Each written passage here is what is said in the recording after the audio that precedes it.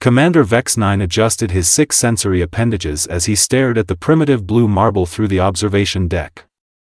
3 rotations around this pathetic star system, and still no sign of advanced civilization. The intelligence reports had been laughably wrong. Again. "Sir," came the nervous chittering of his subordinate, Crix Beta, "the surface scans are confusing." Confusing? Vex-Nine's voice carried the tone of someone who'd rather be destroying planets than analyzing them. "Elaborate, before I decide your usefulness has expired." Crix Beta's exoskeleton clicked nervously. "Well, sir, we detected one isolated human female in what appears to be a research facility. No military installations. No defenses. No, anything, really. It's almost too easy." Vex-Nine's mandibles curved into what his species considered a smile. Perfect. The Galactic Council would finally stop questioning his methods once he delivered this conquest. One lone human? This would be over before his morning feeding cycle. "Prep the landing craft," he commanded. 20 soldiers should be generous for one terrified primitive. Down on Earth's surface, Dr. Maya Torres didn't look terrified. She looked annoyed. Very annoyed. The kind of annoyed that comes from spending 18 months in an isolated Arctic research station, living on freeze-dried meals and instant coffee, only to have your morning routine interrupted by what appeared to be a flying metal octopus. "Really?" she muttered, watching the alien craft descend through her reinforced observation window. "Today? I haven't even had my coffee yet." She pressed a button on her communication console. The message was simple, broadcast on an encrypted frequency that would take exactly 47 minutes to reach its destination. "Package delivered. Guest list is larger than expected. Proceeding with reception plans." Maya stretched, cracked her knuckles, and walked to her equipment locker. Inside, past the standard research gear, past the emergency rations, hung something that definitely wasn't in any university catalog. Military-grade tactical armor, custom-fitted and battle-tested. She'd hoped she wouldn't need it. Earth's planners had been optimistic about peaceful first contact. Well, so much for optimism. The alien craft landed with all the subtlety of a meteor strike. 20 armored figures emerged, their technology gleaming and obviously superior to anything humanity was supposed to possess. Their leader, an imposing creature with far too many eyes for Maya's comfort, approached her station with the swagger of someone who'd never encountered real resistance. Maya opened her front door before they could break it down. Professional courtesy. "Greetings," she called out, her voice carrying across the frozen landscape. "I assume you're not here for the climate research data." Vex-Nine's translator processed her words, though her tone seemed to confuse the device. Was that amusement? Impossible. "Human female," he announced, his voice booming with authority, "you will surrender immediately. Resistance is futile." Maya blinked. "Futile? Did you seriously just quote Star Trek at me? That's either really funny or really sad, and I'm not sure which." The commander's confusion was palpable. His species had conquered 47 worlds. Never had a primitive species responded to invasion with commentary on their word choice. "You mock us?" Vex-Nine's voice carried dangerous undertones. "We are the sovereign collective. We have obliterated civilizations across 12 star systems." 12 whole systems? Maya's eyebrows rose. "Wow. That's actually kind of adorable. Like watching a toddler brag about building blocks." Crix Beta leaned toward his commander. "Sir, perhaps the primitive is experiencing psychological breakdown from terror?" Maya heard the whispered comment and laughed. Actually laughed. The sound echoed off the ice, somehow making the alien soldiers shift uncomfortably. "Terror? Honey, I've spent 18 months alone in the Arctic eating nothing but protein bars and instant soup. You want to see terror? Try my cooking." Vex-Nine had enough. Seize her. 4 soldiers advanced.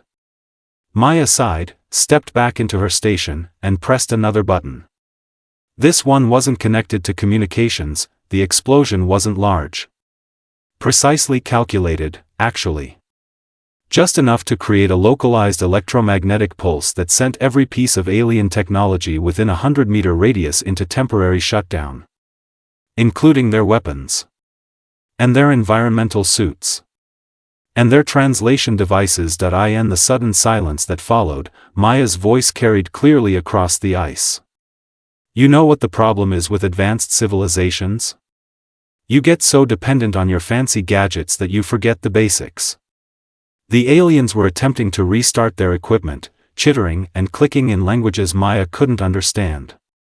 But she understood panic well enough.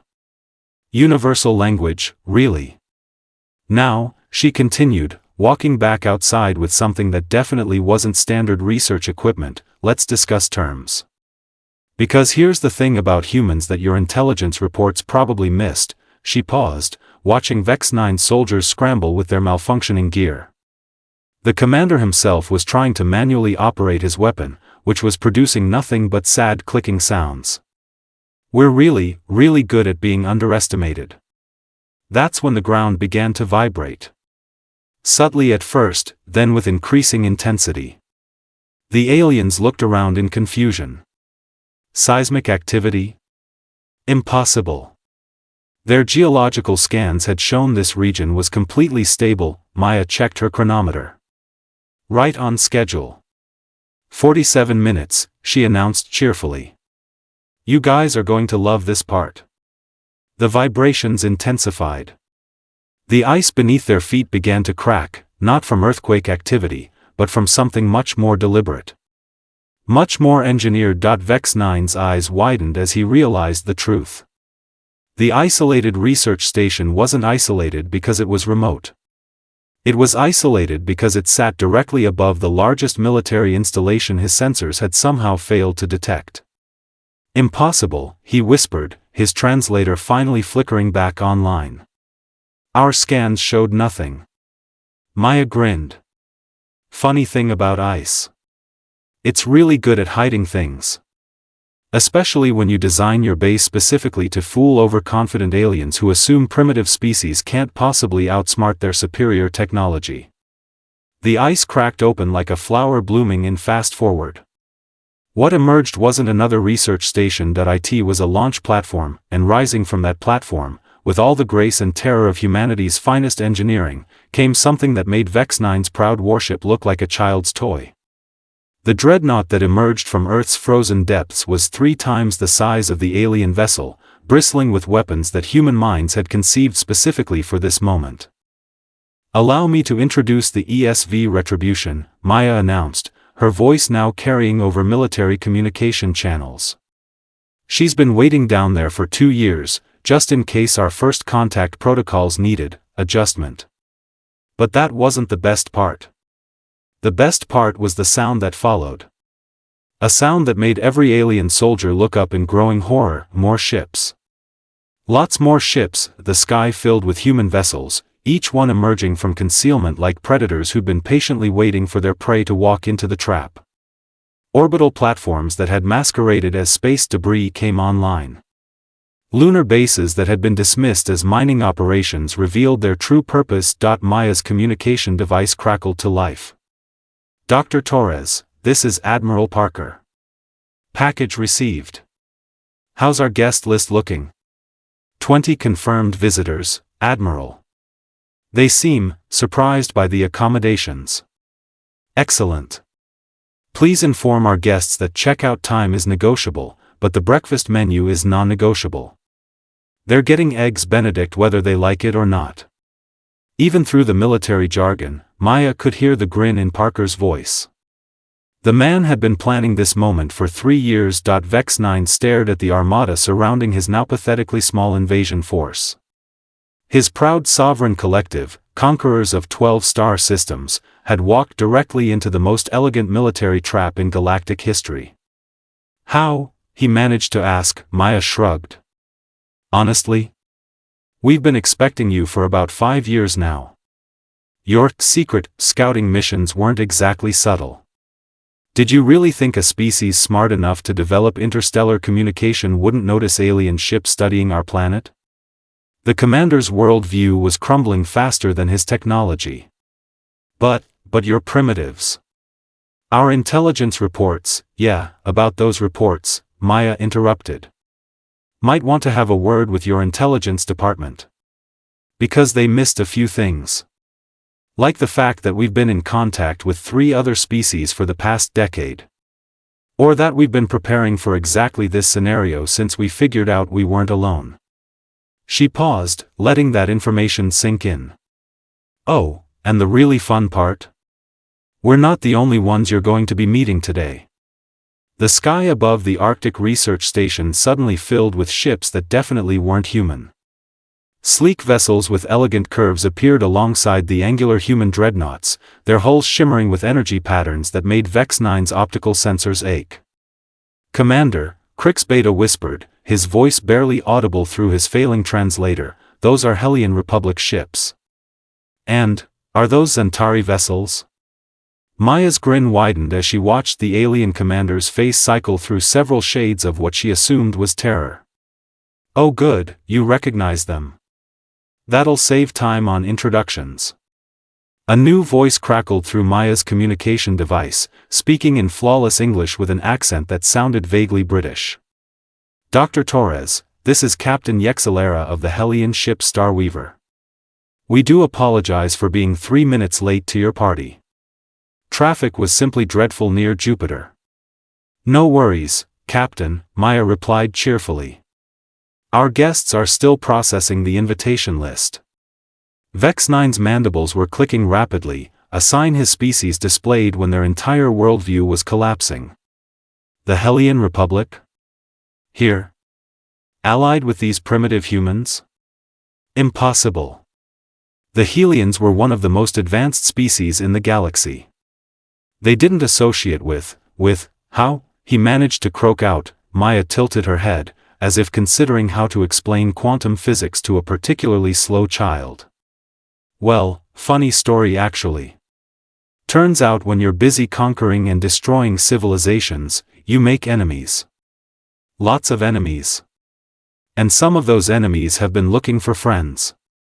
A third voice joined the communication channel, this one carrying the distinctive harmonic undertones of Zentari speech.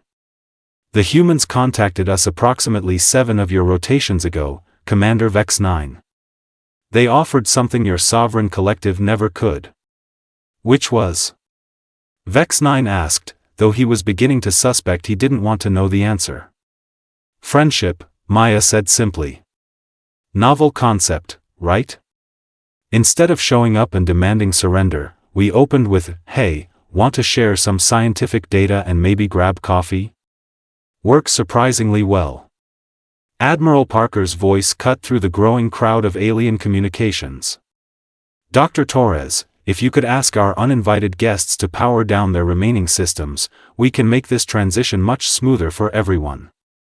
Maya looked at Vex-Nine expectantly. "You heard the man. Power down, and we can discuss this like civilized beings.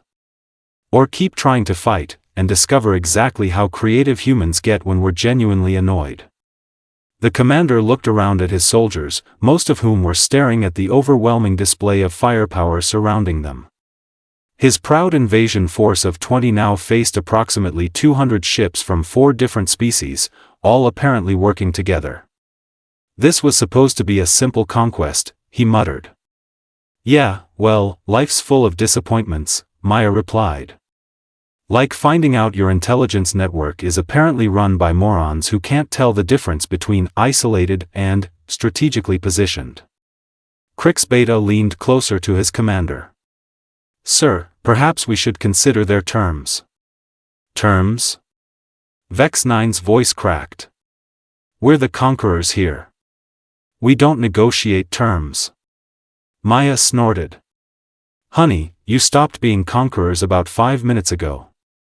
Now you're just tourists with really bad timing and worse attitudes." Captain Yexalera's voice returned to the channel. "Commander Vex-Nine, your reputation precedes you. The Hellion Republic has been tracking your collective's activities for some time. We've been rather hoping for an opportunity to discuss your methods. The Zentari captain added their own commentary. The Zentari Confederation concurs.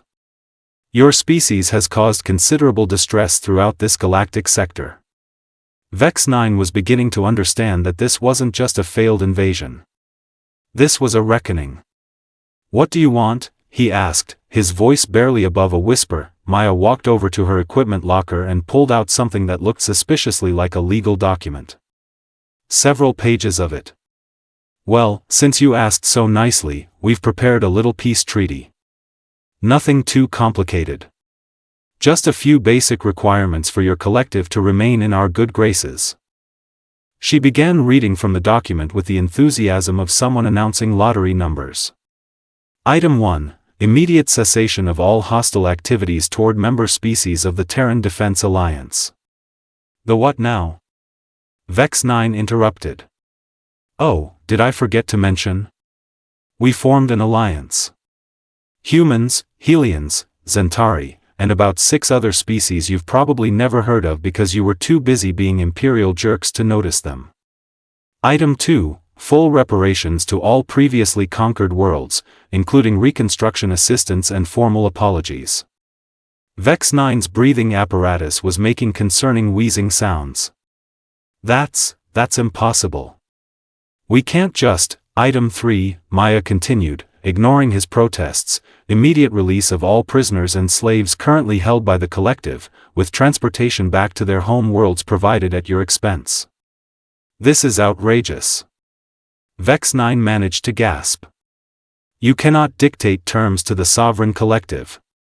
Admiral Parker's voice cut through the channel with the kind of authority that comes from commanding enough firepower to sterilize a planet. Actually, we can. And we are. Item 4, Dr. Torres. Maya grinned. Item 4, mandatory cultural sensitivity training for all collective military personnel, conducted by representatives from species you've previously conquered. Should be educational. The alien commander was making sounds that his translator couldn't process. Maya was pretty sure they were curses, but they might have been prayers.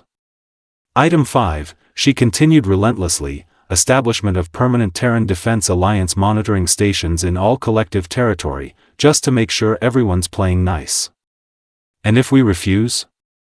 Vex-Nine asked weakly. Maya looked around at the assembled fleet, then back at the commander. Well, that's the beauty of democracy. We put it to a vote. All in favor of accepting the collective's unconditional surrender and proceeding with peace negotiations? The communication channels lit up with confirmations from dozens of ships. Human voices, Hellion harmonics, Zentari undertones, and several other species that Vex-Nine was only now realizing had been watching this encounter unfold. Motion carries unanimously, Admiral Parker announced. Commander Vex-Nine, you have approximately 30 seconds to signal your acceptance before we move to enforcement protocols. Vex-Nine looked at his soldiers, who were now sitting in the snow with their hands visible, having apparently decided that discretion was the better part of not being vaporized. He looked at his ships in orbit, which were undoubtedly surrounded by vessels with superior firepower. He looked at Maya, who was still grinning like someone who just won the Galactic lottery. How long have you been planning this? He asked. Maya checked her chronometer. This specific operation? About 2 years. The General, what do we do when the inevitable alien invasion shows up? Planning started the day we made first contact with the Helions. Turns out, most species in the galaxy are really tired of bullies. She paused, then added with genuine sympathy, look, this doesn't have to be the end of your civilization. Just the end of the conquering and enslaving part. There's a whole galaxy out here full of species who'd love to trade with you, share technology, maybe even be friends. But first, you have to stop being space jerks. Captain Yexalera's voice joined the conversation. The humans have a saying, Commander, you catch more flies with honey than with vinegar. Perhaps it's time your species learned the wisdom in cooperation rather than domination. Vex-Nine was quiet for a long moment, staring at the impossible scene around him. His supposedly superior invasion force had been outmaneuvered, outgunned, and outplanned by species he dismissed as primitives and weaklings. "You realize," he said finally, "that accepting these terms will likely result in my execution by the collective high command?" Maya's expression softened slightly. "Actually, Item 6 covers that. Political asylum for any collective personnel who choose cooperation over execution.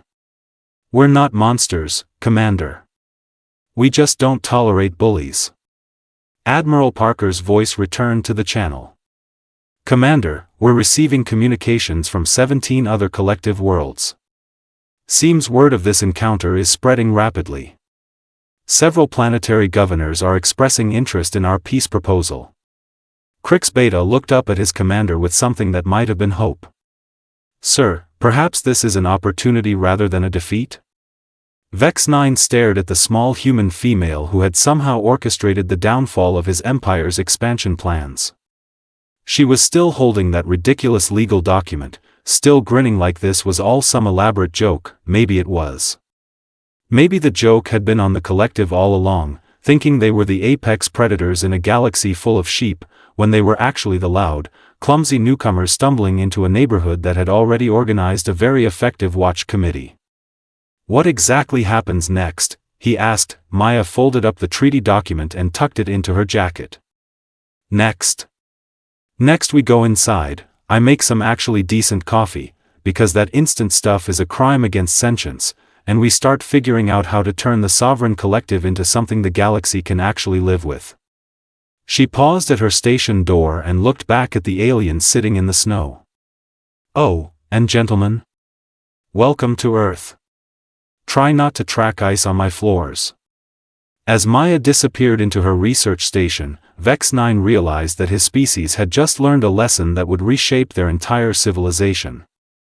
The universe wasn't full of prey waiting to be conquered. It was full of neighbors who'd been patiently waiting for the bullies to finally meet someone willing to teach them better manners, and apparently, the lesson came with coffee.